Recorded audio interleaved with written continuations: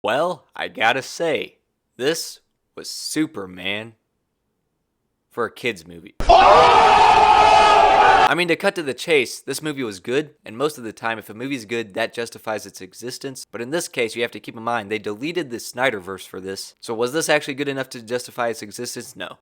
This video contains spoilers. Before I hop into the review, keep in mind this is just my opinion. Share what you think about the movie in the comment section down below, and without any further ado, let's hop right into it.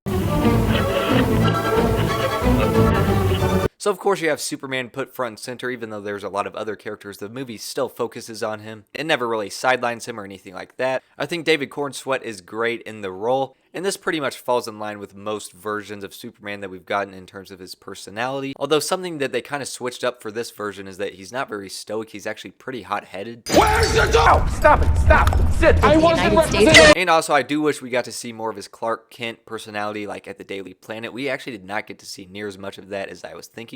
And of course there's a bunch of other fellow superheroes in this movie because it's a populated universe. You have the Justice Gang, they're all fun. You have Metamorpho, he was like really good in this movie.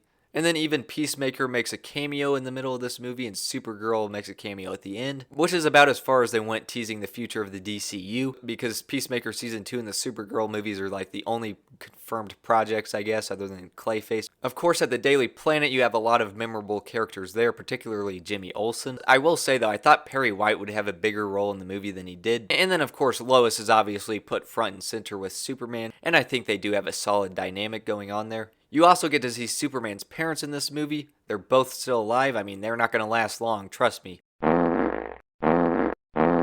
We're going to need an emotional moment in one of the future movies. It's coming for them. And then also Superman's biological parents. You have Jor-El, played by Bradley Cooper, which I actually do wish they did some more stuff with that. They only actually did like one recording that was damaged, and they didn't even do like the AI stuff that the other Superman movies do. So that was a bit disappointing. But of course the standout in this movie is Nicholas Hoult as Lex Luthor. This is a great version of the character, a 10 out of 10 performance. And I always prefer more of these modern takes on Lex Luthor where he's a businessman and not just like some goofy mad scientist. But the big standout villains other than Lex Luthor himself are the Engineer and Ultraman, which the Engineer was fine. It was cool seeing her different technology and that kind of stuff, but she didn't have much character development. And then Ultraman, I'm gonna be real with you guys, I was convinced it was gonna be Henry Cavill playing him. What?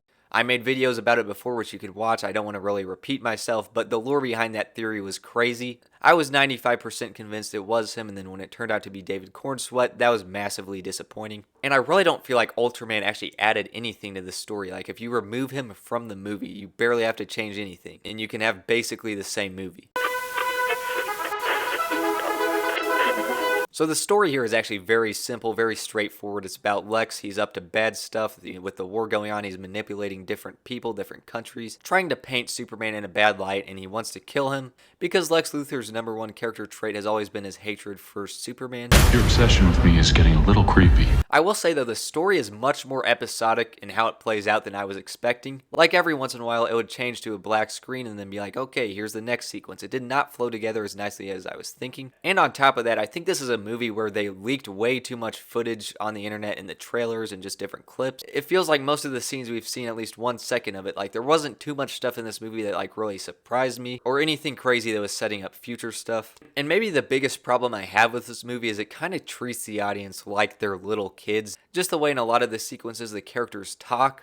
Let's just say you're not going to get a bunch of cold lines like in the Zack Snyder movies. I can't imagine people making edits out of anything from this movie. And it's not like that's the goal when you're making these types of movies. But I mean still, just kind of some of the dialogue in a lot of the scenes, the way Lex Luthor explains his envy, and that's like as far as his character depth goes. And then Superman explains how he's a good person and whatnot. And that's my greatest strength.